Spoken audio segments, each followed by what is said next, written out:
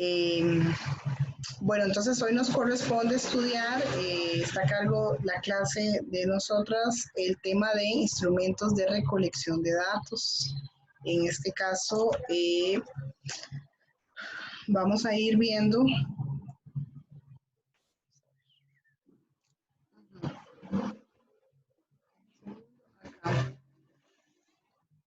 como podemos ver, inclusive en los documentos enviados, tenemos que dentro de las técnicas tenemos las cualitativas y las cuantitativas, que es un tema no ajeno a ustedes, que yo sé que lo han visto en el taller de investigación. Sin embargo, para efectos del proyecto formativo, nosotros vamos a ver todo esto como herramientas que la educación requiere para poder trabajar con las poblaciones, ¿verdad?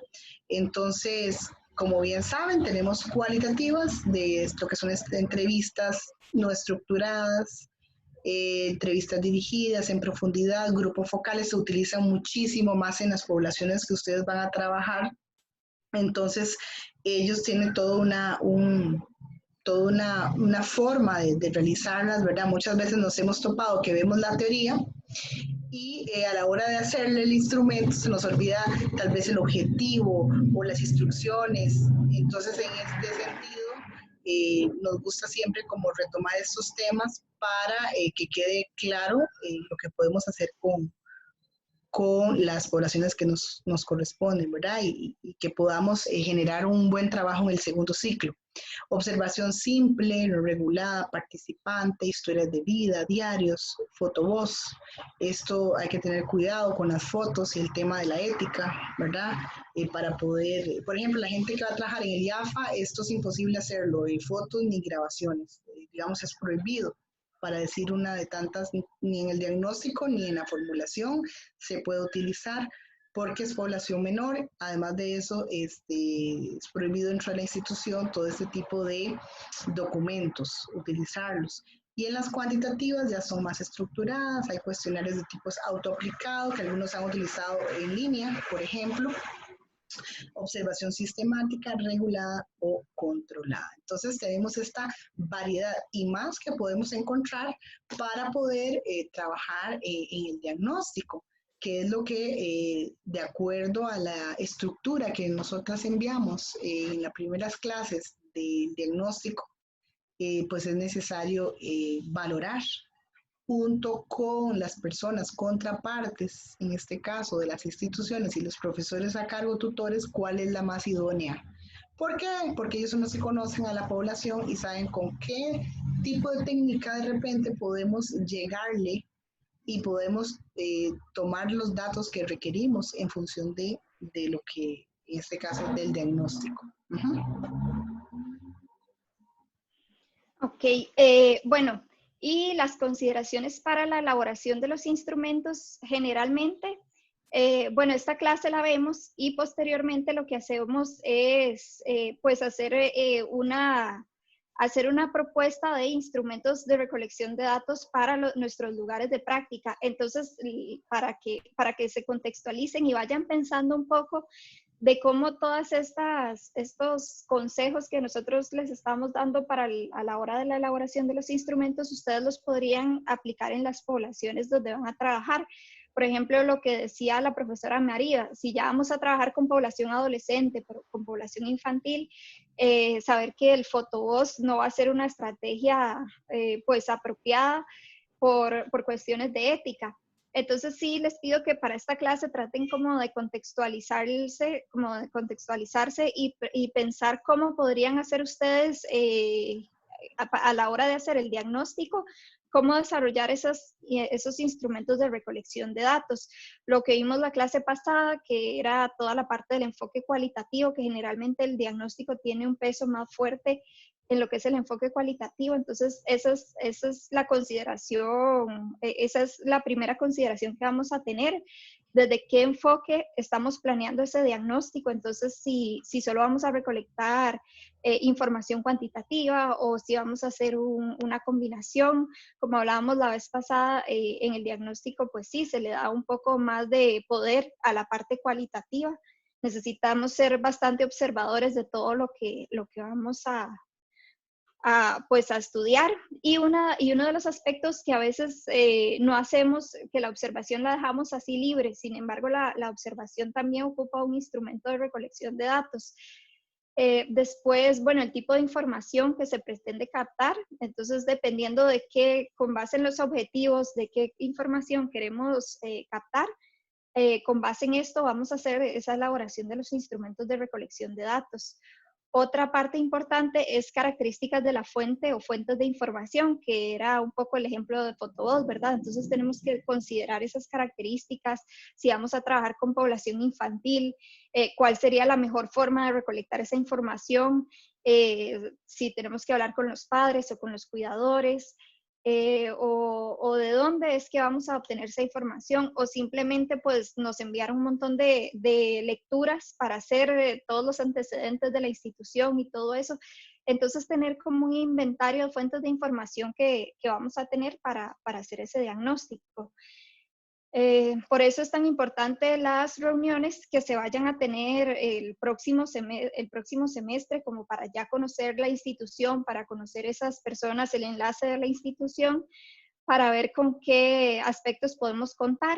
Y esa sería la última consideración, que son los recursos. A veces hacemos instrumentos de recolección de datos lindísimos, grandísimos, donde podemos hacer casi una tesis de toda la información que queremos recolectar, pero no nos damos cuenta del tiempo que tenemos, del presupuesto que tenemos para hacer el trabajo. Tal vez estábamos solo 4 personas haciéndolo y tenemos casi que solo un mes para hacer el diagnóstico. Entonces tenemos que ver qué estrategias utilizar para que esos instrumentos sean lo más fácil y prácticos posible.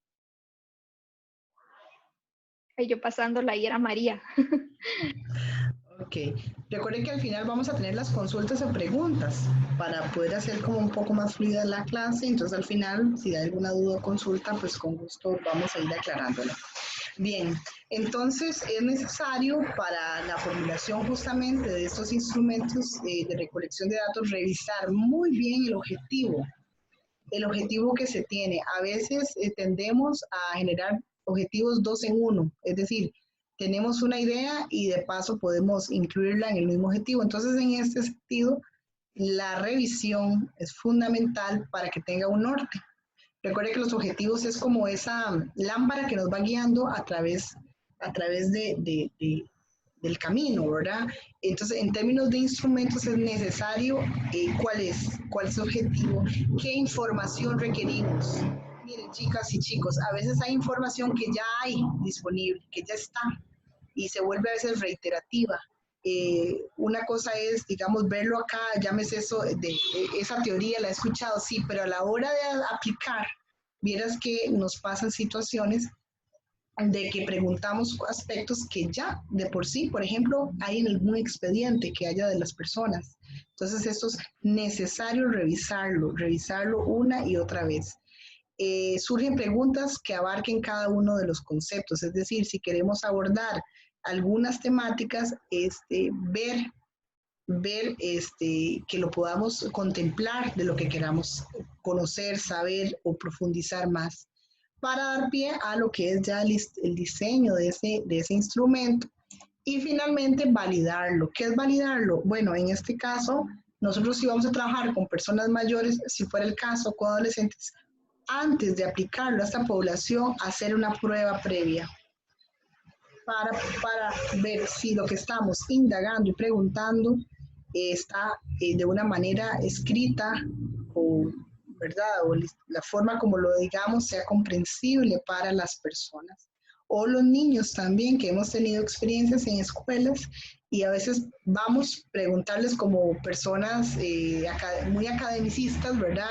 Llegamos y hablamos en un lenguaje entendible, que me he encontrado, bueno, decía una estudiante, ¿cuáles son los determinantes que usted cree que influyen en nuestra comunidad, por ejemplo? Digo, para que ustedes tengan una idea. Entonces, la persona claramente, la señora, un actor social clave, de repente no te entiende. Entonces, por eso se invita a validar antes de enviar cualquier o poder pasar cualquier otro instrumento.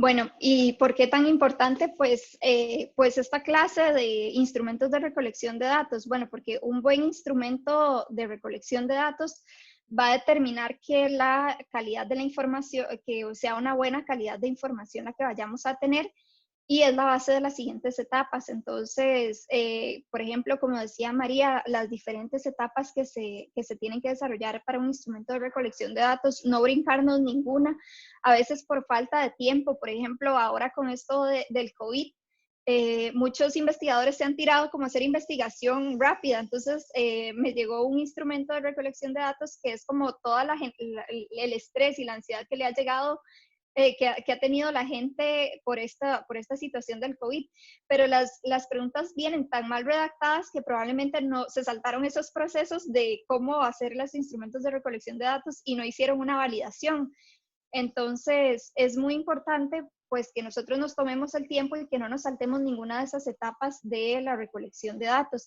La validación no tiene que ser algo complejo, hay diferentes validaciones, por ejemplo, validación conceptual, que es ver que se entiendan los conceptos, o una validación con expertos. En realidad, como decía la profesora María, ya solamente validarlo con la población en la que vamos a trabajar, de que por lo menos se entiendan las palabras, esa es la validación que nosotros solicitamos para que haya una buena calidad de la información.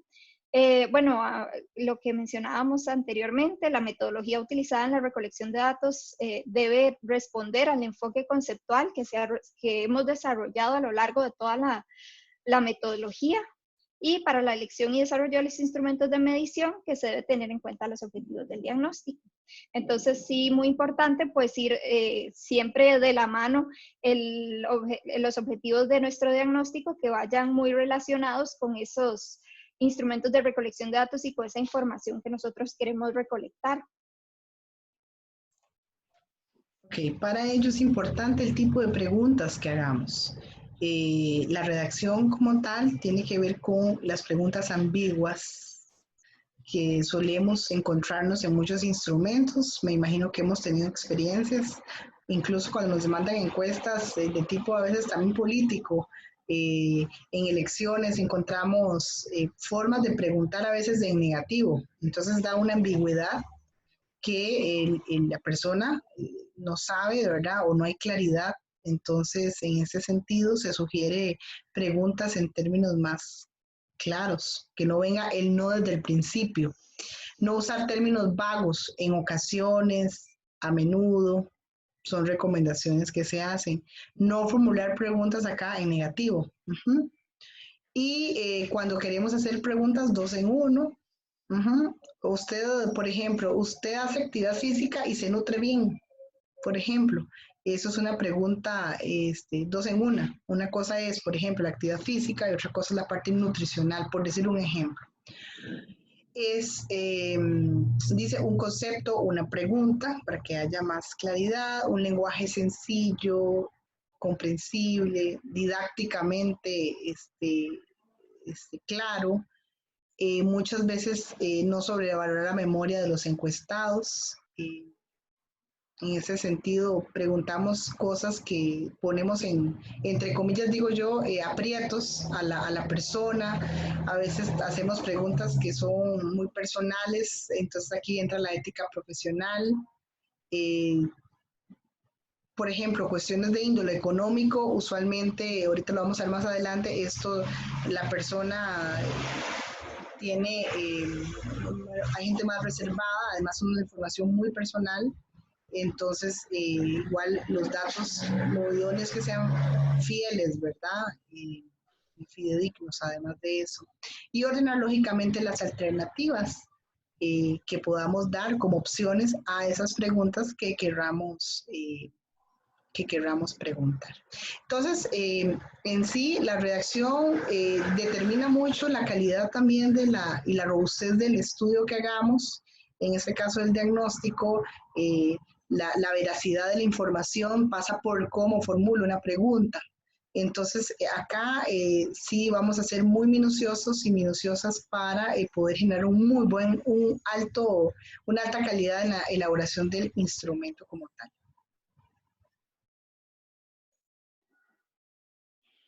Bueno, y ya propiamente, eso era de las preguntas, y ahora propiamente ya del instrumento de recolección de datos, entonces siempre se tiene que tratar de empezar con las preguntas más fáciles e impersonales, pasando gradualmente a las más difíciles o delicadas a medida que la tensión del inicio disminuye. Entonces, al inicio, cuando estamos hablando con alguien, primero tenemos que romper ese hielo, ¿verdad? Primero, nosotros somos los evaluadores, pero al final la persona a la que le estamos preguntando también nos está evaluando nosotros, está evaluando la situación. Entonces, no es bueno, no es recomendable empezar con una pregunta, por ejemplo, ¿cuál es su salario? Algo que no a la ligera nos lo van a dar, ¿verdad?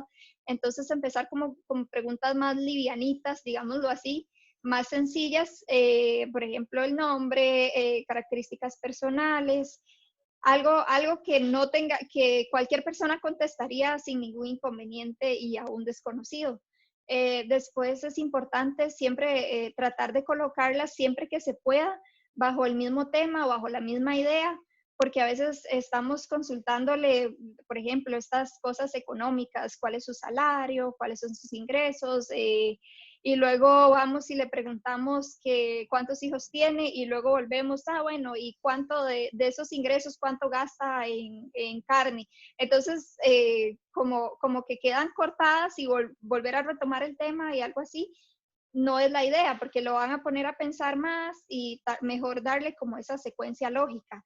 Las preguntas que necesitan las mismas instrucciones para ser respondidas deben agruparse en categorías. Por ejemplo, ustedes ven que las escalas de Likert o algo así que necesitan como la misma respuesta, el mismo tipo de respuesta, entonces van a ir en esas categorías.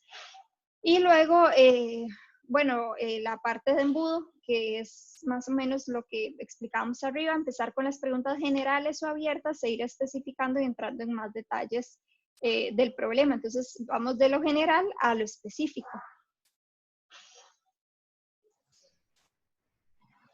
Y algunas consideraciones generales cuando ya vamos al campo a aplicar los instrumentos. Establecer siempre los contactos necesarios, es decir, para eso uno genera un mapeo para establecer cuáles son las personas que nos van a dar información importante en la institución o fuera de la institución en la que vayamos a trabajar o en la comunidad. Ustedes como entrevistadores o personas que van a estar trabajando con esa población deben ir muy bien capacitados. En este sentido, la forma de preguntar, la manera de comportarse, la imagen que damos es fundamental para una buena aplicación. La comunicación de la persona, el vestuario, la escucha que tengamos siempre, la escucha es muy importante y no apresurar al entrevistado, ¿sí? Siempre le llamamos un encuadre. Cuando hacemos una aplicación de instrumentos, se le explica quiénes somos, para qué venimos, cuál es el objetivo, cuál es el tiempo que tenemos para poder generar un adecuado abordaje del tema que vamos a indagar. En fin, estos son elementos muy importantes a la hora de la aplicación. Un buen registro de la información, si se puede grabar, si no se puede grabar, consentimientos, hay que llevar consentimientos informados claramente para poder previamente tener este acceso a ciertas informaciones en ese sentido. ¿Qué no debe hacer un entrevistador en este caso, entrevista? No dar consejos, juicios morales, emitir juicios de valor, debatir al entrevistado o entrevistada de qué está bien, qué está mal. No, somos personas que vamos a ir a indagar una situación de la comunidad, de una institución. Entonces acá a veces la parte subjetiva, digámosle así, muchas veces damos formas de pensar o nuestras ideologías las queremos dar a conocer y no es como el mejor momento para hacerlo por el tipo de trabajo o de estudio que estamos realizando.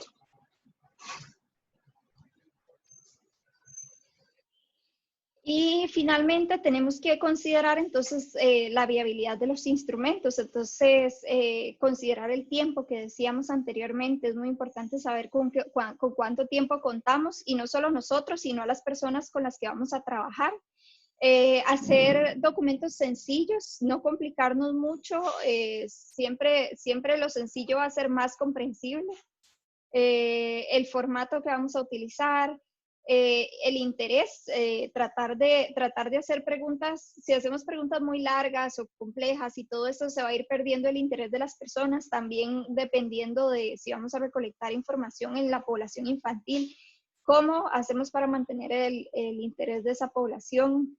Después, bueno, que sean breves, la claridad en las preguntas, que ya lo veíamos, esa redacción de que a veces preguntamos dos en una y al final no sabemos si el sí fue para una o la otra pregunta. Tenemos que tener en cuenta la codificación, tiene que ser, no es solo el tiempo que vamos a trabajar en el campo, sino cuánto tiempo nos va a dedicar llegar a tabular esa información, a codificarla, dependiendo de cuántas sean. En el diagnóstico la idea es que no sea tan voluminoso, pero la cantidad de información que vayamos a tener, pero sí tenemos que considerar esta parte de la codificación y el registro. María, aquí ya se vino el aguacero fuertísimo con una rayería. María, está con el micrófono apagado. Disculpe, que ya está lloviendo, dices. Sí. Ya. Bueno, ahí esperemos que no se corte la luz. Igual las compañeras, creo que sí hubo una buena, sí se escuchó bien toda la presentación. Ujú. Bueno, entonces, con respecto a ese tema que vimos ahorita, las diferentes, aquí está la bibliografía que se ha utilizado, parte de ella, y cuando ya eso es algo claramente muy teórico y a partir de la experiencia que se ha generado. Sin embargo, para que ustedes sí vamos tomando en cuenta estos temas que lo vemos y que a la hora de la aplicación a veces es donde viene ya las situaciones. Entonces quisimos, la profesora Tatiana, en este caso, el equipo docente, la profesora Tania Manuel, que nos quede claro este tema. Si bien es cierto, pueden sentirlo que ya lo sabemos, ya lo hemos estudiado, pero queremos que quede visto para que a la hora de aplicarlo con estas personas lo tomemos en consideración. Bueno, entonces hemos terminado esta primera presentación. ¿Alguna consulta o duda que tengamos de lo escrito? De lo escrito, no, de lo visto, perdón. Compañeras. Okay. Yo tengo una pregunta más como con respecto a la guía, pero es, bueno, con respecto al ejercicio complementario de la guía 1 que se tenía que entregar hoy, pero me surgió una duda. Yo me puse a buscar como los diagnósticos, que decía que se podían buscar algunos diagnósticos con la población que uno va a trabajar. Y entonces yo puse así en internet como diagnóstico en salud para niños o en niños y así.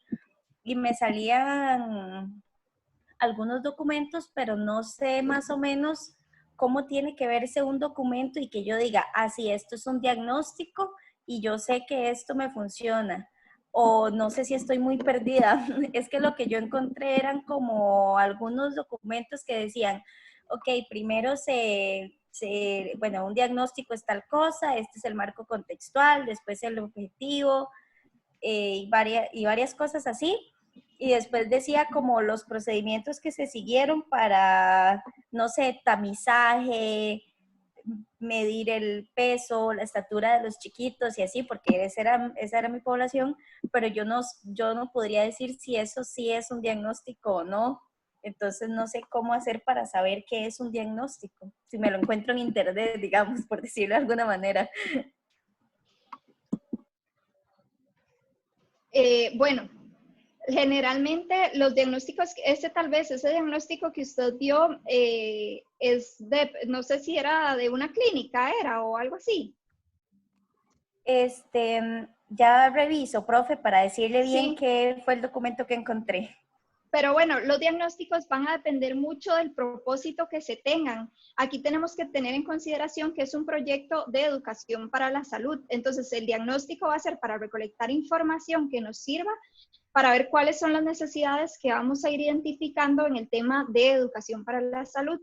Generalmente, cuando hay muy poca literatura, porque hay diagnósticos clínicos, hay diagnósticos, pero el diagnóstico que nosotros tenemos se parece mucho a los diagnósticos sociales, porque necesitamos ver el comportamiento de la población, necesitamos identificar todas esas necesidades de la población, entonces, pero en el tema de salud. Entonces necesitamos ver como todas las relaciones que hay, el mapeo de personas que se conecta un poco con los diagnósticos sociales, pero es un diagnóstico en salud. Entonces, tiene similitudes, digamos, pero a lo que les quiero decir es que eso va a depender del propósito que tengamos. Entonces, nosotros tenemos que tener muy claro que nuestro propósito es identificar esas necesidades de educación para la salud. Entonces, todo eso que nos permita, desde los actores sociales hasta las necesidades de conocimientos que se tengan en esa población o las necesidades en temas de promoción de la salud. Entonces, todo eso es lo que nosotros necesitamos incluir en ese diagnóstico. Y ya como la estructura, nosotros ya se las dimos, digámoslo así, se las facilitamos para que se vaya acomodando y organizando la información en esos pues, contenidos, digámoslo así. No sé si eso aclara un poco su pregunta. Igual cuando uno lo va haciendo en la práctica y la idea es que tengan la guía de nosotros como profesores, ahí les va a ir quedando más claro porque los diagnósticos varían mucho dependiendo del propósito, dependiendo de la institución con la que se vaya a trabajar y de la población en general. Ok. Sí, aquí lo encontré. Es de Chile, me parece. Y dice diagnóstico en salud y luego dice como Programa Nacional de Salud de la Infancia con enfoque integral. Y es para dar como educación en salud, en alimentación saludable y actividad física, digamos. Ok, sí, vea que es diferente porque ellos ya tenían un tema en específico, tema de alimentación saludable y actividad física. Aquí el gran reto que nosotros tenemos es que no, o sea, realmente nosotros no queremos partir de un tema en específico porque no queremos irle a imponer algo a la institución con la que vayamos a trabajar, sino que tenemos que dejar nuestros instrumentos suficientemente abiertos como para poder identificar todas esas necesidades en salud. Entonces, muy importantes las reuniones iniciales que ustedes puedan tener con las instituciones para ir ustedes dándose una idea de qué pueden ser las necesidades que van a tener, de hacer un estudio, por ejemplo, que vamos a trabajar con población infantil o población adulta o en qué tipo de población vamos a trabajar, para que también indaguemos en la teoría cuáles son las principales necesidades en esa población. Por ejemplo, si es población infantil, podemos irnos a documentos como la UNICEF o la OPS, que ellos ya indican cuáles son los objetivos en esta población, cuáles son los temas en salud principales, como para irnos dando una idea. Pero sí digamos que nuestro gran reto es ese, que nosotros no vamos con un tema en específico, sino que la idea es ver cuáles son los temas que ellos pues identifican como necesidades y cuáles son los temas que nosotros estamos identificando en la práctica también. Muchas gracias. Yo tengo una duda. Sí. Bueno, mi duda es como, bueno, quiero saber como cuál es la posición de ustedes respecto, porque siempre hablan de que existe, bueno, técnicas, ¿verdad? Lo cuantitativo y lo cualitativo, ¿verdad? Que tenemos como la entrevista. Sin embargo, una entrevista puede tener, digamos, uno puede intentar hacer preguntas cuantitativas y cualitativas, ambas, digamos, hacer como uno mixto, o no, simplemente tiene que ser tiene que ser una entrevista, un cuestionario específicamente para recabar cosas cuantitativas o cualitativas. Y perdón. Ajá. Una preguntita es, ¿qué pasa si uno en la institución que va a trabajar ya tiene un diagnóstico general como social que usualmente las instituciones tienen, ¿verdad? Entonces, por ahí lo jalamos, los podemos usar o tenemos que usar uno desde cero, ¿cómo manejar? Ok. Ok. Bueno, bueno. No, dale. Bueno, no, con la primera pregunta, que era la combinación del diagnóstico cualitativo y cuantitativo. El diagnóstico, si bien es pues investigación, no es una investigación como tan estructurada, digámoslo así, como una investigación normal. Entonces, no hay ningún problema. Ustedes pueden usar en los instrumentos de recolección de datos, pueden hacer una combinación de preguntas cualitativas y cuantitativas. Lo que sí tienen que considerar es a veces pues implica muchísimo más tiempo. Entonces, que valoren pues lo que vayan a durar en recolectar la información y luego en toda la transcripción y todo lo que vayan a hacer para el análisis. Pero sí las pueden combinar porque no es como tan estructurado como una investigación en general, sino que sí ya per se el diagnóstico cualitativo implica que haya una combinación de lo cuanti y lo quali, siempre fortaleciendo más la parte cualitativa. Correcto, por ahí siempre hemos tenido este tipo de preguntas y muy bien, Alma, porque a veces hay tener una confusión. En este caso, para efectos del proyecto, ¿verdad? Vamos a justamente lo que la profesora apunta, podemos hacer una combinación de ciertas preguntas también cuantitativas, pero sí tiene un abordaje más cualitativo, usualmente el diagnóstico de la educación para la salud. Claramente en las instituciones contamos con diagnósticos de, como usted bien lo apunta, sociales o de salud, son siempre un referente. Inclusive si hay proyectos, programas, qué sé yo, que se estén trabajando desde la promoción de la salud o desde la educación para la salud, son importantísimos incluirlos en este diagnóstico, ¿verdad? Lo que se ha hecho, inclusive personas que hacen práctica, muchas veces dejan documentos de otras instituciones, también es una buena base de considerar. Entonces, sí se les pide, por favor, incluirlos, ese tipo de documentaciones que podamos valorar o encontrar, que era la segunda pregunta, ¿sí? Que apuntaba. También, bueno. Sí. No, también para complementar la respuesta de María, el diagnóstico.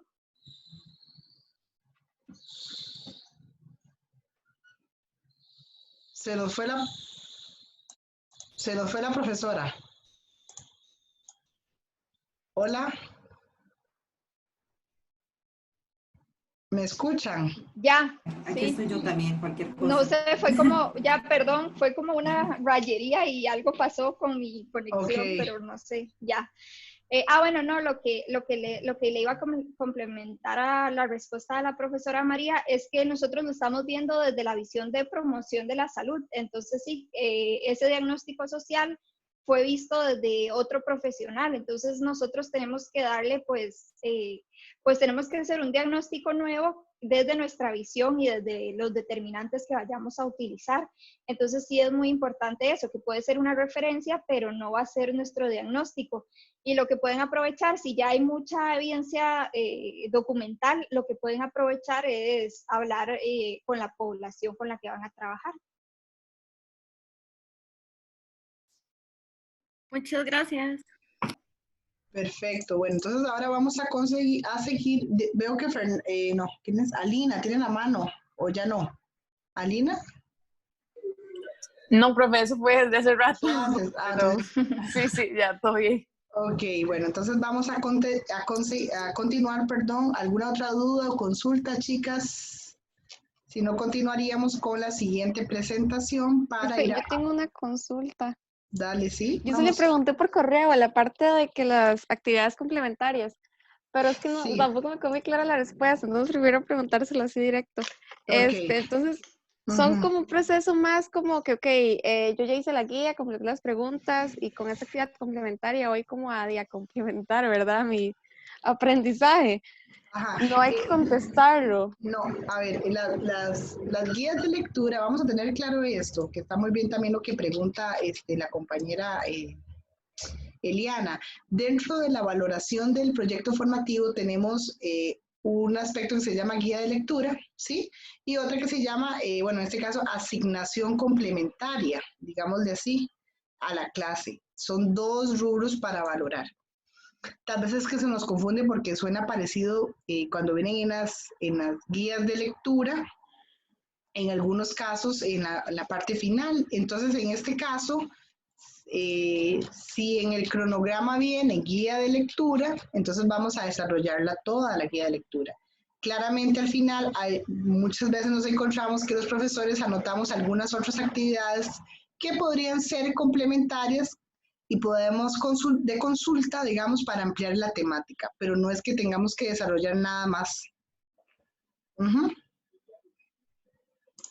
Son complementarias. Ajá. Gracias. Entonces no, eso no se tenía que subir, digamos. Vamos a ver. Vamos a abrir una mejor para mayor claridad. Era la primera, la que se tiene que entregar hoy, digamos. Ok, la primera dice, vamos a ver, acá está. Vamos a abrirla mejor para mayor claridad. Dice, viene una serie de preguntas, ¿sí? Basado en 2 lecturas, que es la de la CEPAL y la de la OMS 2016. Viene una serie de preguntas obligatorias, ¿sí? Son 6 preguntas. Y acá viene una, para ver si lo veo bien, una actividad complementaria que dice investigar acerca de diagnósticos situacionales de salud nacionales o relacionados a la población del PEPS. Digamos, eso es una actividad complementaria, digamos que podríamos, pero lo que tenemos que subir es la contestación de las 6 preguntas que vienen en la guía. ¿Me explico? Sí, profe, sí, ya. Gracias. Ok. Igual no, tranquila, si tienen más preguntas, pues para eso justamente es la clase, para que podamos, preguntar, y si tenemos dudas, para eso es, ¿verdad? Porque es muy diferente estar en línea y otra en clase, ¿verdad? Que nos vemos o así, entonces no hay ningún problema. Bueno, entonces vamos a continuar. Hola, ¿alguien escucha por ahí? Soy Sharon. Hola, dime. Tengo una consulta. Es que, bueno, yo revisé el cronograma y, bueno, para hoy y para mañana hay como una guía de lectura, ¿verdad?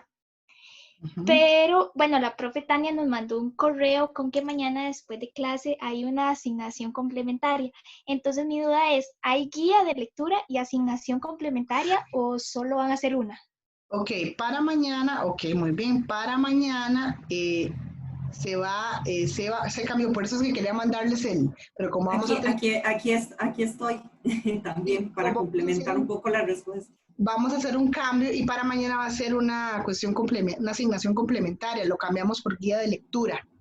Fue un cambio que se hizo y quería enviarles este documento, pero no quiero saturarlos porque como ahora vamos a valorar qué clases van a hacer en la mañana y cuáles no, entonces por eso no se los envíe de una vez. Pero tal vez la profe Tania me ayude a aclarar más. Para mañana va a ser, no va a ser guía de lectura. Profe. Sí, recuerden que en evaluación que se propuso, ¿verdad? Que la profe María nos mandó un correo hace unos días, viene la parte de guías de lecturas, que corresponde un 20%, y viene trabajo complementario posterior a la clase. Entonces, a veces para que no haya doble trabajo de guías de lecturas en 2 clases, vamos a complementar con trabajo posterior. Quiere decir que después de la clase vamos a mandarles una lectura donde ustedes van a aprofundar más en algún tema específico que no fue abordado en la clase, y como tal se manda un material para que ustedes complementen, ¿ok? Algunas tienen actividades, alguna actividad específica, otras sería nada más leer algunos textos o artículos para que les quede más claro la temática. ¿Ok? Ok, está bien, sí, gracias. Es que tenía esa duda a ver si había que hacer las 2 como el cronograma. Venía que guía y la profe nos avisó eso, pero no, está bien. Fue un cambio que hicimos justo por esa justificación que la profe señala. Y mañana, después de la clase, la podemos proyectar un momentito y les explico para que todo quede claro cómo sería la actividad y los textos que van a ser enviados, ¿verdad? Ok, está bien. Gracias, profe. Profe, otra consulta. Bueno, con un comentario más. Es que no sé si se puede seguir. Es que, digamos, la semana pasada fueron las 2 guías. Y no sé, por mi parte, no sé los demás compañeros cómo los pueden, pero es que siento que 2 guías como tan seguidas, no sé, era como mucho trabajo y muy pesadas, tal vez porque eran las primeras y así, pero es que de verdad conllevaron demasiado trabajo. Entonces no sé si tal vez se podría considerar como hacer una guía con una actividad como complementaria por semana, como lo están planteando para esta, o algo así. Igualmente, Eliana, son únicamente 5 guías de lecturas en todo lo que vamos a ver del semestre. Entonces, realmente son poquitas guías de lectura, ¿verdad? Tenemos 5 guías de lectura y 5 trabajos posteriores a la clase. Entonces, quizás en este momento usted lo ve un poquillo más pesado, pero al final de cuentas es un 20% de la nota, ¿verdad? Entonces, preferimos hacerlo así, 5 guías y 5 trabajos posteriores a la clase para... Ok. Ok, está bien. Okay. Hola. Profe, ¿y las actividades complementarias se suben el mismo día o después en el aula virtual? Igualmente va a tener un periodo de una semana también, donde se va a habilitar un espacio en el aula virtual para que ustedes suban el documento. Sí, vamos a tener un periodo de 8 días y máximo a las 12 mediodía del día que corresponde. Es decir, si para hoy dejamos un trabajo, lo que sea, ¿verdad? Que se designe, se subiría hasta el otro martes, 8 días después, y hasta las 12 mediodía como límite para subirlo al aula virtual. Y si tenemos alguna dificultad, lo enviamos a los correos que le hemos enviado, que hicimos para el proyecto. O en dado caso, a los docentes. Bueno. Continuamos, chicos, chicas.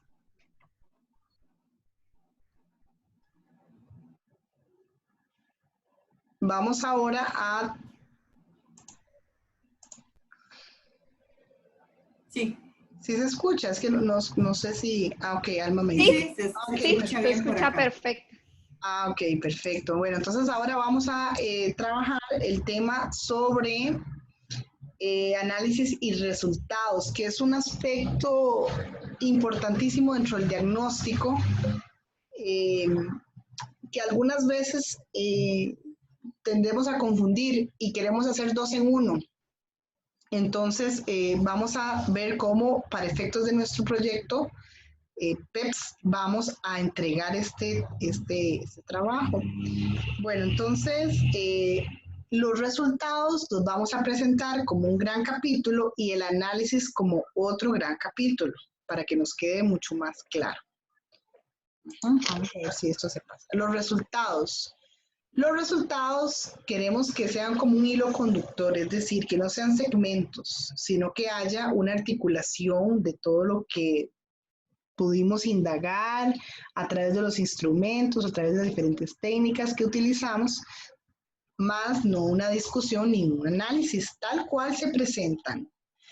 Que tenga una secuencia lógica y que vaya en función de esos objetivos que tuvimos, las preguntas, las hipótesis, todo lo que querramos presentar, y no todos los resultados muchas veces se presentan todos, sino que los principales hallazgos son los que se presentan como tal. Podemos utilizar los discursos entrecomillados que los participantes dijeron, podemos presentar tablas, podemos presentar gráficos, figuras, es decir, todo tal cual se presenta en el proceso diagnóstico, como un gran capítulo. Entonces, en ese sentido, sí queremos quedar claros que vamos a desarrollarlo. Muchas veces preguntamos, hay instrumentos que son muy amplios y a veces hay que reducirlos porque no todo va a ser presentado como tal, sino lo más trascendental de los objetivos a la hora de nosotros ya pasar todos los instrumentos, transcribir todos los audios y demás. Vamos a tener, digámosle, grandes familias en categorías, o vamos a tener discursos que podemos retomar para poder ubicarlo en este apartado de resultados. Bueno, y cuando entonces ya tenemos toda la información, entonces, ¿por dónde comenzar a trabajar esos resultados? Entonces, tenemos que identificar las siguientes preguntas. Primero, ¿qué encontré? Entonces, con base en esos objetivos, con base en el cuadro de variables y de categorías que quería identificar, entonces, bueno, encontré esto, hacer como un inventario de lo que tenemos. Después, también es muy importante lo que no encontré, porque tal vez, por ejemplo, estaba en el IAFA con población adolescente, y resulta que yo hice preguntas de violencia familiar y no encontré nada, o sea, no había violencia familiar en la población adolescente en ese momento. Entonces, eso también es importante, que es un hallazgo, o sea, realmente no había violencia familiar. Entonces, sí es importante saber que tal vez teníamos dentro de nuestros objetivos encontrar cierta información, pero no la encontramos. Entonces, no es solo lo que estamos encontrando, sino también que no encontramos. Y otras cosas también es que encontré que no esperaba encontrar. Entonces, tenemos nuestros objetivos, pero tal vez algo identificamos que no lo estábamos contemplando, no lo teníamos presupuestado, pero resulta que fue algo que salió y fue repetitivo y varias personas lo identificaron. Entonces, también es importante que, a pesar de que no estaba dentro de nuestros objetivos, que también registremos dentro de nuestros hallazgos esos aspectos que no teníamos contemplado encontrar, pero que encontramos. Ok, Profe, sí, yo tengo una consulta. Sí. Es que eres que bueno. me quedó un poco confuso. Diagnóstico, digamos, se supone que yo no sé las necesidades a la hora de, o sea, digamos, cuando yo elaboro los objetivos es porque tengo que partir de una hipótesis, entonces, de qué es lo que creo que va a encontrar ahí. No siempre se parte de una hipótesis. De hecho, en la investigación cualitativa no hay hipótesis. No. Y recordemos que el diagnóstico es muy cualitativo. Entonces, sí, pero no digamos, siempre... si entonces no sé y no puedo formular hipótesis, entonces, y no sé. O sea, Okay, tengo que... Ajá. Ya entiendo no sé, la pregunta. Cuando usted hace un diagnóstico, Daniela, usted va a ir a evaluar cómo está la situación de la institución o de la comunidad.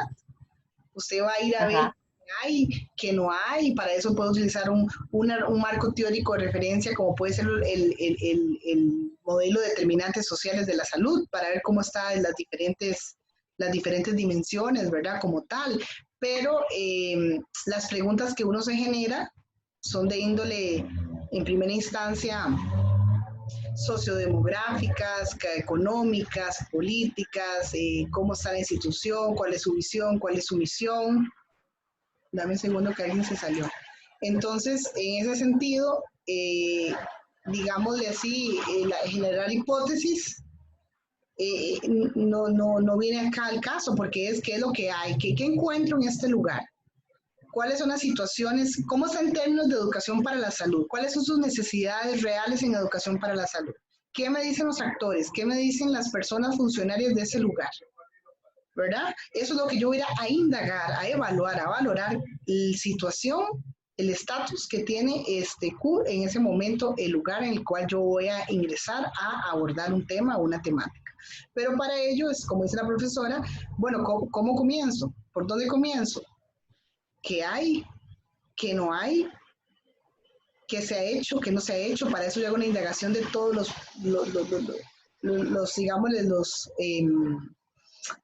los programas, planes, proyectos que se han implementado en el lugar, o no hay asociaciones comunitarias, no hay quiénes son personas claves en el lugar, qué información me pueden dar, de qué tipo. Nosotros nos vamos a ir, en las tutorías, nos vamos a ir encaminando a qué aspectos son los que hay que ir a buscar. ¿Verdad? Sí, No es que está un poco confuso porque había visto como, digamos, en la presentación de los objetivos, que era como, por ejemplo, en el cuantitativo, que era aplicar un instrumento, entonces yo me quedé como, pero bueno, no sé, me confundí, como, hey, si no sé las necesidades, pues digamos, por lo mismo, para diagnosticar las necesidades se aplica el instrumento. Claramente, se ocupa generar instrumentos para recolectar datos y empezar a indagar cuáles son esas necesidades para después priorizarlas. Exactamente. De hecho, Daniela, no sé si usted se acuerda cuando en la clase con el profesor Manuel y yo estuvimos hablando como de las etapas de la investigación, que nosotros tenemos muy en la cabeza esa parte de investigación cuantitativa, que uno genera una hipótesis, genera las variables, hace los instrumentos de recolección de datos, va al campo y listo. Pero se acuerda que la investigación cualitativa es un poco de ir al campo, revisar hallazgos, volver a ir al campo, revisar otros hallazgos. Entonces, que la investigación cualitativa permite esa devolución, irse devolviendo. Entonces, mucho lo que esas etapas iniciales es lo que nosotros vayamos, lo que ustedes vayan a trabajar con las instituciones, de estas reuniones previas que ustedes vayan a tener con las instituciones ellos los van a ir delineando un poco el camino de cuáles son las necesidades que ellos identifican y todo esto, y entonces ya con base en eso ustedes ya van a poder ir recolectando la información según la dirección que también vayan teniendo con estos contactos de las instituciones. No es que tenemos que hacerle caso al 100%, porque también tenemos que ir al campo y hablar con otras personas, porque a veces si la persona encargada de la institución con la que estamos hablando al principio es, digamos que la persona que está allá arriba, en lo alto, es muy diferente al enfoque que tienen desde la parte, digamos que la parte más técnica o la que hacen el trabajo. Entonces sí, es como nos podemos ir dando una idea inicial como el panorama que vamos a encontrar, pero también tenemos que ir identificando a otros actores importantes. Ok. Ok. Bueno, entonces esto que apuntaba la profesora Tatiana respecto a qué no encontré y qué encontré, siempre es fundamental escribirlo en el documento, pero amparado en qué. No encontré en el instrumento que es, ¿verdad? En el instrumento pasado o en el instrumento que yo puse a prueba, digámosle, como tal, hay que redactarlo, porque muchas veces en base en que yo voy a decir que no encontré, puede ser que esté, ¿verdad? En alguna otra documentación o alguna otra persona así lo haya hallado. Entonces, todo lo que yo diga como afirmación, tengo que tener una evidencia de qué pasé yo para decir y afirmar como la profesora así lo está señalando. Ok, vamos a continuar acá. Entonces, se devolvió.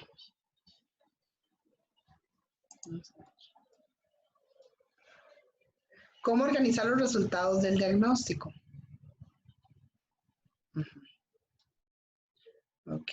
Aquí vienen algunos ejemplos. Esto se les hace conocido, me imagino, de alguna clases que tuvimos en algún momento respecto, digamos, este es el modelo de determinantes sociales de Solar e Irving. Entonces aquí vienen algunos aspectos, grandes aspectos que podemos nosotros y nosotras ahondar respecto a los resultados. Nosotros les dimos una guía a ustedes que viene en una de las presentaciones, se la podemos también hacer en PDF para que quede como más clara, de cuáles aspectos podrían venir en los resultados. Sin embargo, es importante referenciarse y tomar también en consideración otros factores que vienen dentro de algunos modelos. Ven por acá posición económica, nos hablan de la clase social, género, etnia, educación, ocupación, ingresos, cuestiones de vida, factores conductuales y biológicos, psicosociales, determinantes respecto al acceso a los sistemas de salud. Entonces es importante, ese es uno, ¿verdad? Hay otros modelos que vamos a ver que podemos tomar como referencia para ir estructurando los resultados en base en que nosotros podemos inclusive formular los instrumentos para que nos dé este tipo de poder generar un hilo conductor de todos los aspectos y como referencia. También tenemos otros modelos. Esta tabla, presenta esos otros modelos de determinantes sociales de la salud. Entonces, ahí está el link por si ustedes quisieran revisar el artículo científico que lo incluye. Entonces, esta tabla nos gusta mucho porque es como un comparativo de diferentes modelos y cuáles son los principales factores determinantes que se desarrollan en esos modelos. Entonces, dependiendo de en lo que ustedes quieran profundizar, ahí podrían irse al modelo para ver la parte teórica desde los determinantes sociales de la salud, que podría ser útil para utilizarla. Perdón. Sí, como bien apunta la profesora, nos sirve mucho también para hacer la discusión en lo que es posteriormente al análisis, pero esto podría ser alguno de los modelos que podamos seleccionar o indagar a profundidad. ¿Qué es lo que viene, en nuestro proyecto formativo? Lo que les pedimos, bueno, características sociodemográficas, características en el perfil epidemiológico, características de nivel educativo, sociales, y podemos tener más, pero ahí vienen como 4 o 5 aspectos que se les solicita, pero sí nos gusta que utilicen, o nos parece importante que utilicemos un referente teórico. Bueno, aquí viene ahora algún ejemplo de tablas para presentar los resultados. Estamos todavía en el tema de resultados. El título de la tabla son aspectos básicos que debemos de tener consideración. El título que venga claramente definido. Aquí dice, bueno, producción psicológica de países latinoamericanos en revistas latinoamericanas seleccionar. El título, los títulos de las columnas, bueno, en este caso país, artículos, el cuerpo de la tabla, es decir, los datos, también las líneas para diferenciar las partes de la tabla y el pie de página, en este caso fuente Works, dice ahí, es parte de lo que ustedes deberían de considerar a la hora de presentar los resultados.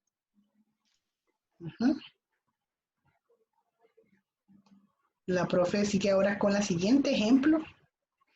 Esta tabla, esta tabla es un ejemplo de lo que no tenemos que hacer. Bueno, esto es una publicación de una revista que es bastante reconocida y vemos esa tabla que tiene, si ustedes la ven ahí, tiene un montón de espacios en blanco. Entonces, realmente esta tabla no tuvo que haber existido. Probablemente la poquita información que podemos extraer de esa tabla, lo hubiéramos podido hacer en un formato de texto. Entonces, sí verificar realmente que no cuando una tabla la disociamos tanto con tantas categorías y tantas, categorías, digámoslo así, pues nos va a quedar algunos números en cero o algunos datos sin información. Entonces, ahí no es lo ideal presentar los resultados en una tabla. Lo podrían presentar en forma de texto. Entonces, sí, tratar de discernir si lo presentamos en forma de una figura, como un gráfico o una tabla, o si no, mejor en forma de texto. Ok. Acá también viene otro aspecto para considerar, la leyenda de la figura, en este caso estructura la población por grandes grupos de edad, 2005, 2010, perdón, el color de las barras también, que se logren diferenciar. Muchas veces ponemos colores muy similares, entonces uno no logra ver esa diferenciación, el eje Y, el eje X, y lo que es el nombre de los ejes, en este caso el porcentaje y los grupos de edad son factores a considerar, y pues aquí viene el artículo donde podemos ver cómo fue explicado los resultados o ir propiamente al gráfico de este ejemplo que acabamos de anotar.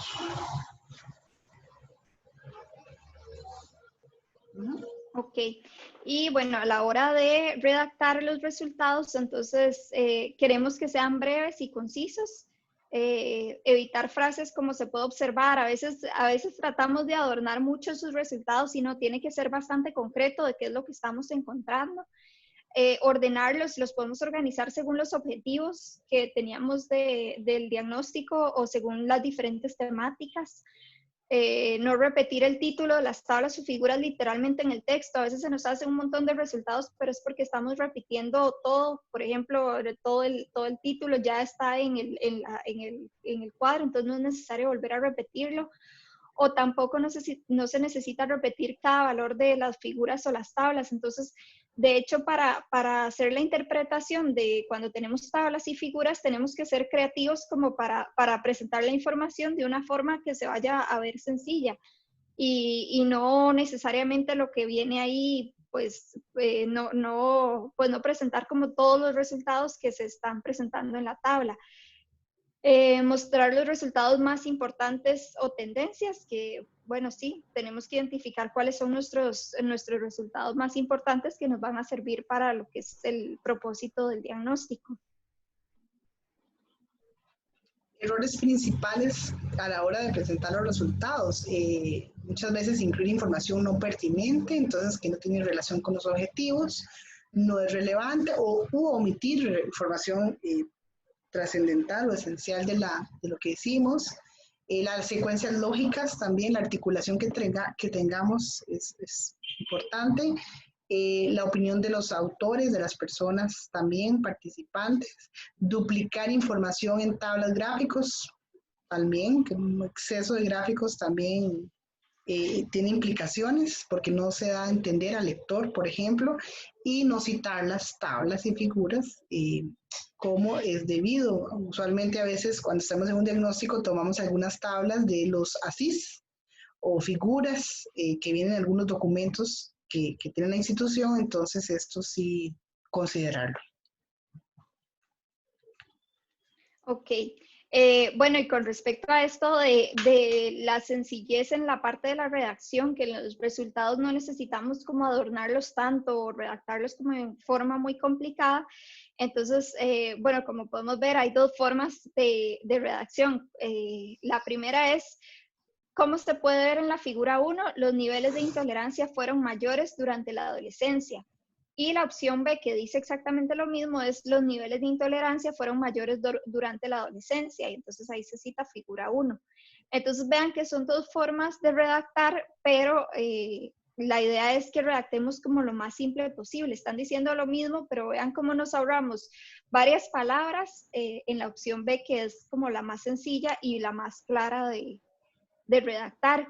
Y siempre es muy importante que si nosotros ponemos una tabla o una figura, sí es muy bueno, siempre tiene que venir citado en el texto, esa interpretación o algo. No es que vamos a poner la figura 1 y de repente ni hicimos ninguna interpretación ni nada, sino que siempre, como viene en la opción B, que viene figura 1, o en la opción A, que no es la más recomendada, pero que dice, como se puede observar en la figura 1, siempre tiene que estar en el texto, en la interpretación, que se mencione la figura o el cuadro que se presentó en los resultados. Ahora bien, viene el análisis de los datos. Vamos a prestar atención, sería otro capítulo que deberíamos incluir en la fase esta diagnóstica. Dice interpretación de los resultados, lo más novedoso y relevante. Aquí estos hallazgos con la teoría, entonces por eso les decíamos lo importante que es buscar algún buen marco teórico, marco de referencia, mejor dicho, para que nos respalde esto. Comparación con otros estudios, ¿esto qué significa? Bueno, podemos contrastar unos documentos que tengamos de lugar, entonces podemos decir, bueno, en tal año se dio que hubo una, no sé, una desnutrición, digamos, en niños, y vemos que para este año se han mejorado las condiciones. Entonces, esos contrastes son importantes de comentar. Para eso tenemos a disposición localizados esos documentos como tal. Identificar las necesidades en educación para la salud de la población participante. ¿Por qué?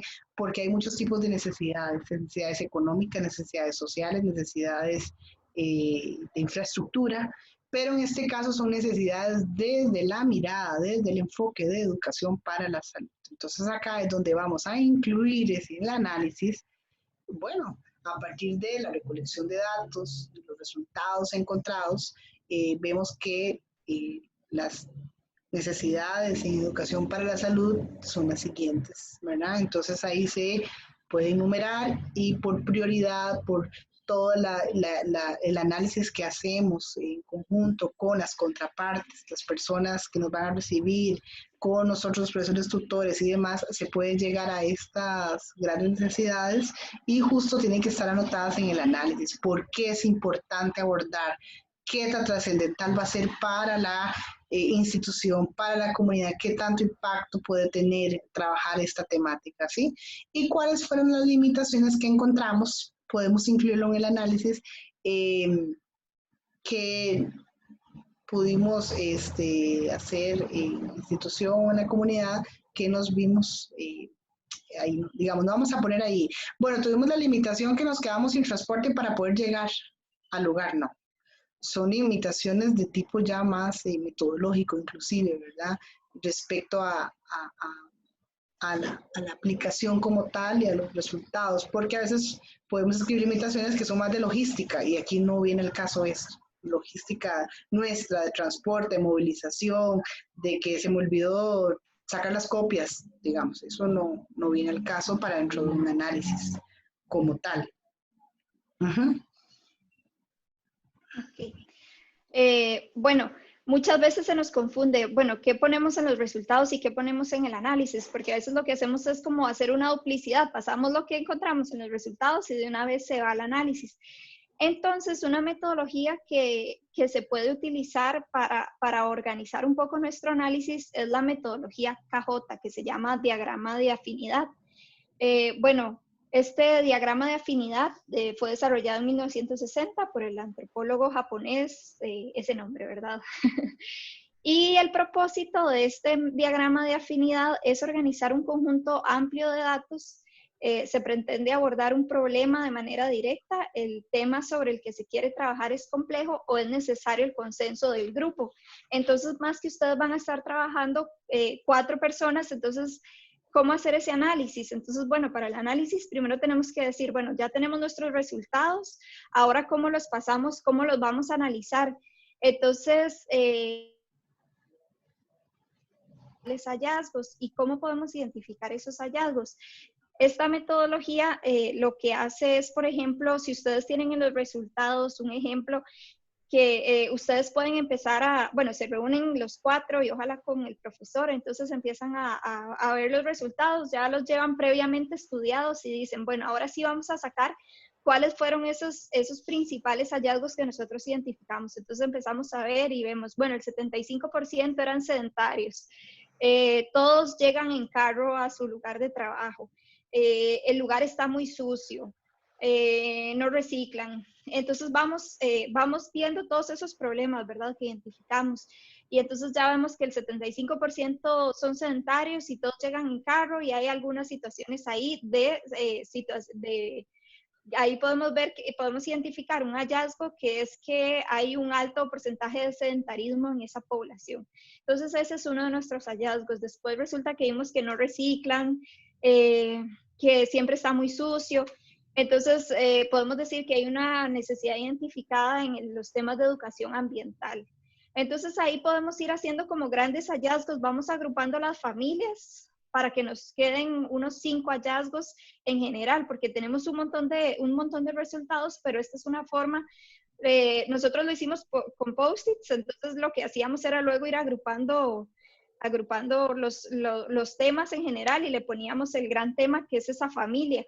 Entonces ese gran tema sería nuestro hallazgo. Generalmente se recomienda que no sean más de 5 o 6 hallazgos de los que vayamos a trabajar, porque esos pues van a ser nuestros ejes temáticos para desarrollar lo que es el análisis. Entonces, con base en eso, por ejemplo, toda la parte de sedentarismo, entonces ya aquí podemos ver, bueno, para analizarlo, vemos que en la población adulta el sedentarismo es muy común, como por ejemplo, ya se ha visto en la encuesta de enfermedades crónicas, por ejemplo, que es uno de los principales problemas. Entonces ahí es donde ya empezamos a hacer la conexión entre toda la parte que encontramos de hallazgos y toda la evidencia que respalda ese hallazgo que nosotros encontramos, que a veces puede ser que vaya, que se respalde con lo de nosotros, o más bien que encontremos más bien totalmente lo contrario en esa población, que no habría ningún inconveniente, simplemente pues registramos el dato de que nuestro hallazgo no se parece a lo encontrado antes en la teoría con ese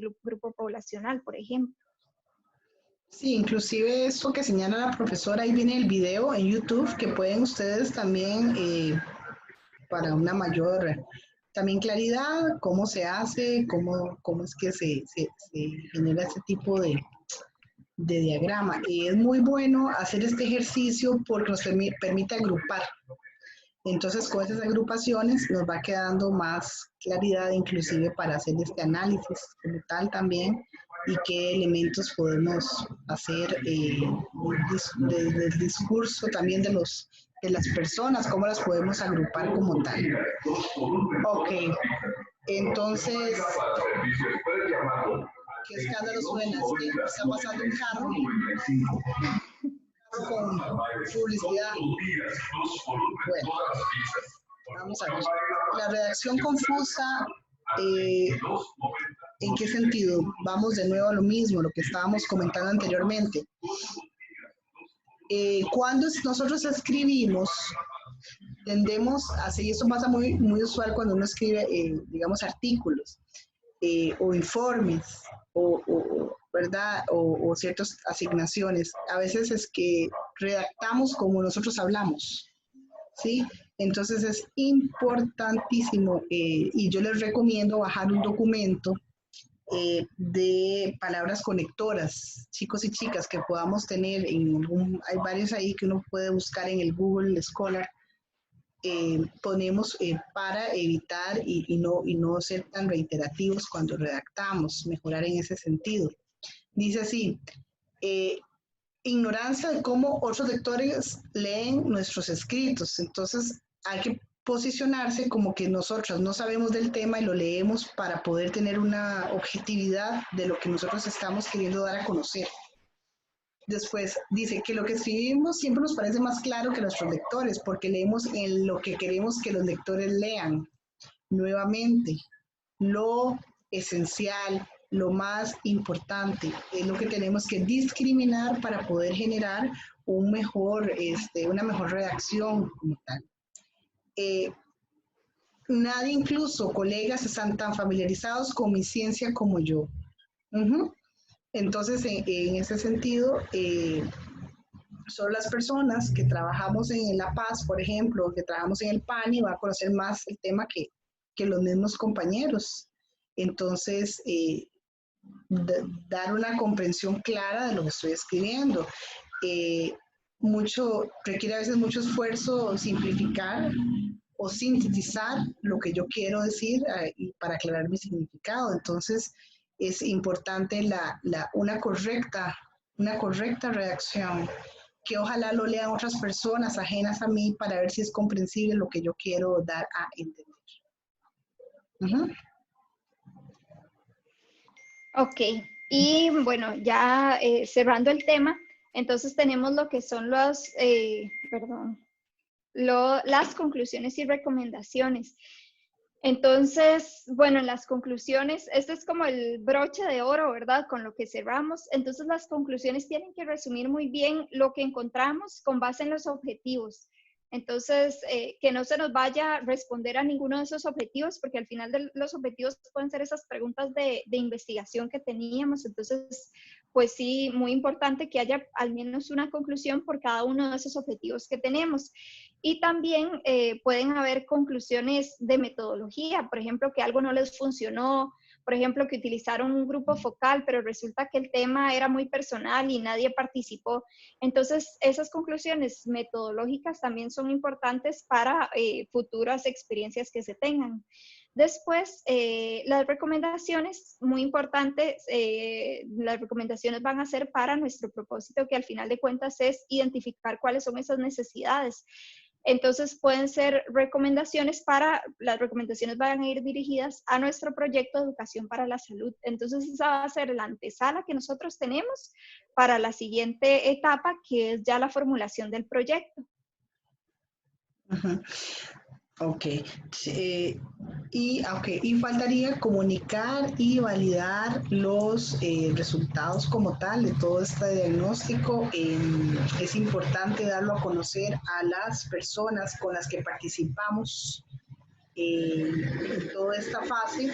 Principalmente hay que sacar una cita con las instituciones, con las jefaturas, con las personas que nos guiaron, nos orientaron del lugar, y presentarles todos los grandes hallazgos que tuvimos, ¿verdad? Y cuál fue el análisis realizado y qué recomendaciones a futuro ustedes dan a atender. Porque a partir de esa base vamos a formular un proyecto educativo desde la mirada de educación, ¿verdad?, para la salud. Entonces, esto es un insumo muy valioso para las instituciones como tal. Bueno, aquí está alguna de la bibliografía utilizada. Esto sería, digamos, en términos de la parte un poco más teórica. Para efectos nuestros de la parte práctica, de ya poner a andar esto, los vamos a tener, si todo sale bien y podemos ingresar de nuevo a clases, en agosto. Esa sería nuestra gran meta, generar un diagnóstico, un breve diagnóstico, ¿verdad? En un tiempo dado, porque ustedes tendrían que hacer un diagnóstico, formular un proyecto y ejecutar un proyecto. Entonces, todo un desafío, tanto docente como para ustedes. Vamos a ver hasta dónde llegamos, porque tampoco vamos a trabajar en contra así del tiempo tan exagerado, pero sí vamos a tener la experiencia de que todo esto que vimos hoy en esta sesión virtual pueda ser aplicada como tal. Estas dos presentaciones ustedes las van a tener a disposición. Ahora bien, pregunto, ¿dudas o consultas respecto a esta segunda parte que podamos indagar, que podamos contestar, perdón, y sería nuestra sesión del día de hoy? Entonces, escuchamos alguno o alguna que quiera consultar. O si todo les quedó claro, más bien preguntamos. Si todo quedó muy claro, perfecto, entonces me escriben ahí. Alma, todo le quedó claro, ok. Con gusto, Alma. ¿Qué dicen los demás? Va a ir surgiendo consultas probablemente conforme va pasando y vamos a aplicarlo.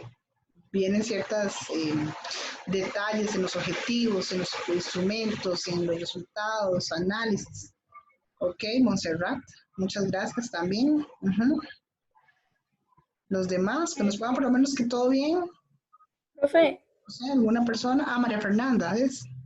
Profe, sí, yo tenía una duda, pero es que no es con respecto a la clase, porque sí me quedó claro. Lo que pasa es que en el momento que estaban explicando muchas cosas, había una tormenta muy fuerte aquí y mi computadora suena muy bajo y no le sirven los audífonos, entonces no escuché muy bien lo de las guías y la asignación. Entonces quería ver si más o menos entendí bien, que lo que logré escuchar es que la asignación igual hay que entregarla, enviársela a ustedes, bueno, en el caso de enviársela por correo o en el aula virtual, pero no es una guía o algo así, es que no pude escuchar bien esa parte. Sí, en el proyecto formativo, en la parte de evaluación, vamos a tener dos aspectos, uno que son guías de lectura y otro que se llama actividades complementarias. Entonces, ahorita estamos realizando, ya hicimos, bueno, tenemos guías de lectura, 2 guías, para mañana van a tener una actividad complementaria, entonces creo que son 5 o 4 guías de lectura, 5 y 5, sí, guías de lectura y 5 actividades, me parece a mí, si no recuerdo. Y nosotros le vamos a poner nos comprometemos a poner las instrucciones más claras y esto debe estar en el aula virtual y si tienen problemas, pues el correo que les dimos o el correo de los profesores. Entonces, eso sería, María Fernanda, digamos la aclaración. ¿Te queda bien? ¿Me escuchaste? Sí, profe, gracias. Con gusto. Profe. Alma, tengo un comentario. Sí, tengo un comentario. Le agradezco la clase. Profe, es que tengo la duda ahora que está recibiendo la clase y ver de qué manera, si no se pueden negociar las clases, como todos, algunos tienen como problemas con el internet y así, que sean asincrónicas y tal vez como, por ejemplo, los miércoles nos conectemos 1 hora o 2 horas, no sé, para hacer dudas de las clases asincrónicas. Porque, bueno, no sé, a mí se me hace como un poco cansadito, la verdad, estar frente a la computadora, tal vez sentada recibiendo clases, digamos, al mismo tiempo que todos, porque como todos tenemos otros, como cosas distintas, y en video, lo del canal que ustedes subieron, la verdad me sentí bastante cómoda de poder pausar el video, echar para atrás, ver, tomar apuntes. Entonces, no sé si se puede o del todo tienen que ser clases como sincrónicas. Sí, bueno, por preferencias, algunos les gusta más sincrónicas y otros más asincrónicas. Nosotros tomamos en cierta medida la decisión principalmente porque tenemos un horario que cumplir, digámosle así. Número uno. Y número dos, preguntando a docentes del mismo nivel, ustedes están recibiendo también clases sincrónicas, ¿sí? Digamos, me aclaran eso, es lo que yo tengo entendido, que están recibiendo clases sincrónicas. Entonces, hay temas que de repente nosotros sí requerimos que sean sincrónicas, ¿sí? Como equipo docente, por el tipo de tema que es y consultas que surgen. Porque como ahora apuntábamos, algunos preguntamos por dudas o consultas porque tal vez no tenemos la posibilidad de hablar directamente con el docente. Entonces surgen muchas dudas. Veo que todos dicen que les gustan más las asincrónicas. José, Cristina, ¿verdad? Entonces vamos a, fue una valoración hecha por el equipo docente, sin embargo, claramente nosotros estamos por y para ustedes, por supuesto. Vamos a tomar en consideración esto, porque también queremos estar con ustedes, al menos una vez a la semana. Sí, profe, eso es como la idea, tal vez, como son dos días completos, tal vez un día para que obviamente se hagan las guías, que es un reflejo de que sí estamos leyendo y todo, y viendo también los videos que ustedes suben, y por ejemplo, el miércoles de 1 a la hora que sea necesaria ya venir y bueno, tenemos como ciertas dudas, o después de las guías también podríamos hacer como espacio de preguntas y entonces quedamos a una hora de conectarnos todos y discutir como esas preguntas, a ver si todas son generales y demás, porque así, digamos, estar viendo una presentación, digamos, de forma magistral, así, es más tedioso, tal vez un poco más cansado. En cambio, si usted ve el video y ya después, si se le generan preguntas, venir a discutirlas, no sé, es como, bueno, me gusta un poco más, pero como le digo, no sé los otros compañeros también. Sí, porque a mí me gustaría escuchar a los compañeros, ¿verdad?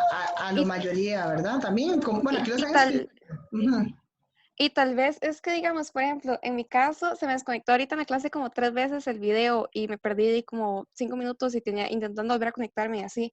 Y siento que lo que se abarca en este rato, que digamos, lo que vimos en este rato, se pudo haber abarcado como en esos 40 o 30 minutos que normalmente duran como las clases que subieron a YouTube. Entonces, siento que también como esa cuestión de que una clase de hora y media, que tal vez uno se les conecte a la clase y luego tenga que conectarse a ver el video que los profesores subieron, toma como más tiempo y siento como que no todos están en la misma condición. Pregunta mía a los compañeros. ¿Cómo hacen con los otros cursos, entonces, con políticas, por ejemplo, o investigación? Profe, bueno, al menos yo personalmente, eso también me genera incluso, no quiero exagerar, pero como un estrés, porque con políticas me pasa lo mismo. Y en ese caso hay unos profesores que hablan un poco rápido. Entonces, 2 minutos o 5 minutos, que es lo que me toma a mí, apagar el internet, resetearlo, volverme a conectar y todo, pierdo demasiada información. Más allá de hablar del proyecto, es la experiencia en el uso del internet, más allá de la clase per se, digamos, la experiencia. Hay desconexión igual. Sí, se desconecta y uno se pierde la clase y luego cuando vuelve uno queda como, ¿qué estaban hablando? Y se queda como completamente desconectado. Exacto. Entonces, vuelve a ver el video y toma como casi que el doble de tiempo. Ver la clase no se desconecta y luego ver el video. Entonces es como... Bueno, al final de cuentas hay que verlo doble porque entonces está uno en la clase y después tiene que retomar el video para ver lo que uno se perdió durante la clase. Bueno, no sé, las compañeras están también, la profe Tati y Tania. A mí me parece que lo que propone Alba me parece muy interesante, de que podamos generar también un espacio para consultas o dudas y no recibir tantos correos, ¿verdad?, de dudas o consultas, porque de repente a la larga una respuesta le sirva a todos. Entonces, pues una buena alternativa. Es una buena alternativa, pero sí quiero escuchar también a las profesoras porque eso hay que discutirlo a lo interno. Estamos tomando... Aquí estoy, disculpen, me quedé sin internet, acá está lloviendo demasiado, sí, qué pena, pero bueno. Entonces sí, escuché un poquito la parte, aquí estoy leyendo como los comentarios, que algunos prefieren asincrónicas, por las dificultades que hay, que se presentan en internet. Yo creo que en esta semana particularmente nos hemos estado reuniendo justamente para encontrar a dar clase, ¿verdad? Evidentemente, tanto asincrónica o asincrónica, es una experiencia nueva para todos los docentes, ¿verdad? Entonces, sí, todos estamos batallando con diferentes eventualidades, que internet se cae, que tal vez otros tenemos distintos trabajos, entonces coordinar de una manera tal de que de poder llevar las clases, ¿verdad? Yo creo que, en mi opinión, recuerdo que lo conversé ayer con la profesora María, siempre estuve de acuerdo con la doble modalidad, ¿verdad? Tanto sincrónica como asincrónica.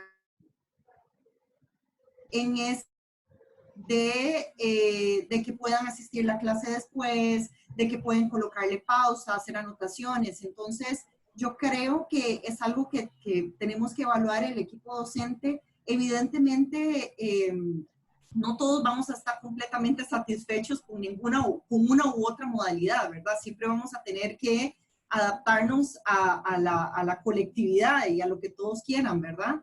Pero yo creo que podemos valorar qué tipo de clases podemos realmente subirlas, porque, por ejemplo, mañana la clase de comunicación y pensando eventualmente en una clase sincrónica, es como extraño, ¿verdad? Lo ideal sería que nosotros tengamos ese contacto con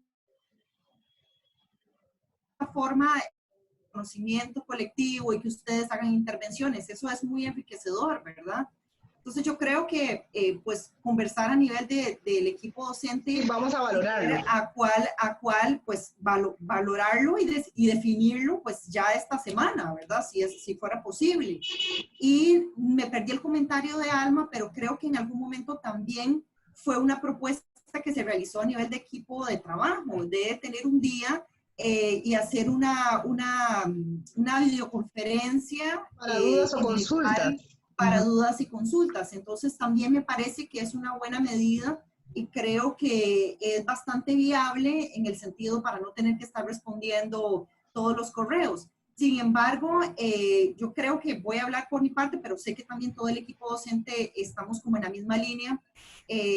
Todos estamos haciendo un esfuerzo bastante grande por mejorar nuestras clases en esta modalidad y también por aclarar todas las dudas que van surgiendo en la mayor brevedad posible, ¿verdad? Quiere decir que si un estudiante manda una duda hoy, pues siempre estamos conectados. Mira, tal estudiante mandó una duda, vamos a respondámosle en equipo para que todos estemos como en la misma sincronía, ¿verdad?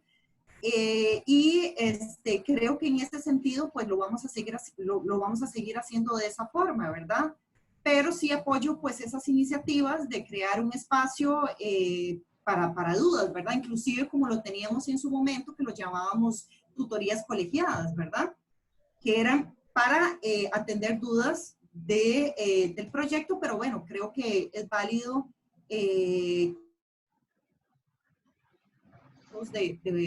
¿verdad? Ok. Sí, en ese sentido yo soy totalmente de acuerdo, pero sí me gustaría, vamos a ver de qué manera recogemos estas consideraciones de ustedes, para nosotros también tenerlos, ¿verdad? Como quien dice, con evidencias de que ustedes también prefieren y qué otra forma o estrategia el equipo docente les proponemos para que sea un mejor uso del tiempo y no tengamos estas dificultades de conexión, que es lo que a mí realmente me preocupa. Por eso la iniciativa del canal, el canal se hizo con ese objetivo, sí, ¿verdad? Que ustedes tengan ese chance. Sin embargo, sí me parece que hay algunas clases tal vez que sí requieren que sean algunas sincrónicas, y del espacio de consultas me parece genial que lo podamos establecer. Entonces, si les parece, la profe Tati, bueno, que si tenía alguna anotación a esto, para, si no, igual... No, yo estoy de acuerdo con ustedes porque realmente me parece que esta situación de emergencia estamos aquí todos experimentando. Igual. Entonces, a nosotros nos gustó mucho la clase sincrónica de hace algunos días, en donde hubo más participación porque no teníamos tan limitado el tiempo y todo.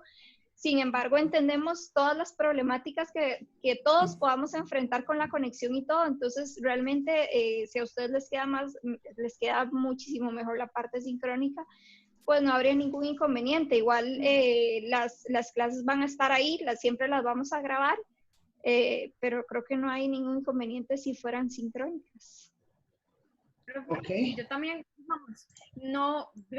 creo que es importante desde la experiencia que también nosotros, como ustedes están viendo, a ver cuál es la mejor, pero nosotros como estudiantes también estamos viendo cómo nos adaptamos a una nueva forma de estudiar, porque yo estoy acostumbrada a ir a clases, a hacer los apuntes y con mis apuntes listos. Ahora, si se me da el internet, dejo los apuntes, entonces estamos en eso y por eso, digamos, las clases asincrónicas son como una opción bastante buena y porque algo que no se ha discutido, bueno, al menos en los cursos que llevo, no me lo han preguntado, es que todos estamos en nuestras clases y eso nos implica nuevos roles. Entonces, por ejemplo, yo le decía a mis compañeras, yo me levanto y tengo que limpiar mi casa. Si yo estaba en San José, todo bien, ya no importa porque era mi espacio, no estaba quizás mi mamá haciéndome una presión psicológica. Entonces, yo creo que estar en la casa ha implicado nuevos roles que se salen no solo del uso virtual. Sí, definitivamente. De hecho, hace unos días estaba leyendo un artículo justamente de eso, del nuevo normal, que ya no existe, ¿verdad? Todos tenemos una rutina completamente diferente, entonces apoyo. Digamos, creo que es algo muy importante porque cosas tan simples. Yo vivo a la par de mi abuela y mi abuela cree que estoy de vacaciones, es una adulta mayor y yo tengo que salir a la abuela, no puedo. Entonces, como todas esas cosas tan mínimas que pueden parecer sí lejanas. Sí, no son mínimas, son parte de la rutina que estamos teniendo ahora. Sepa lo que es comprensible. Claro. Es un aprendizaje para Totalmente, todos. Para todos. Igual. Entonces, chicas, si les parece, vamos a valorarlo en el equipo docente y vamos a tomar estas consideraciones que me parecen muy atinadas. Por eso nos gusta saber, sentirlos, aunque sea de lejos, pero sentirlos, ¿verdad? ¿Cómo están? ¿Cómo se sienten? Qué aspectos podemos mejorar, qué podemos retomar, pero vamos a reunirnos y le vamos a hacer entonces nuevamente una propuesta de las sesiones, si les parece. Mañana por el objetivo de la clase, ¿verdad? Que es de comunicación, pues sí la vamos a hacer sincrónicas, porque ya lo teníamos establecido de esta forma y creo que va a ser muy bonito como ese intercambio de opiniones y comunicarnos, ¿verdad? Entonces, nos vemos mañana a la 1:30. Totalmente entendemos y somos comprensivos de todos los problemas técnicos que puedan pasar durante una clase, ¿verdad? Entonces, bueno, vamos a analizar.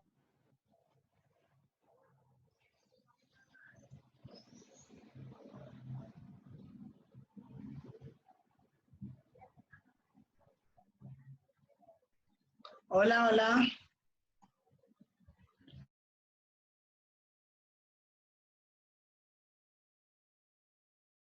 Bueno. Sí. Bueno, yo creo que entonces terminamos por hoy, ¿verdad? Terminamos por hoy, chicos y chicas. Muchísimas gracias. Vamos a tomar en cuenta todo lo que dijeron. Me encanta que hablen, que se expresen cuáles son sus necesidades, qué les gusta, qué no les gusta y vamos a procurar dar lo mejor como docentes para que todos nos sentamos a gusto, ¿sí? Entonces, que pasen una bonita tarde.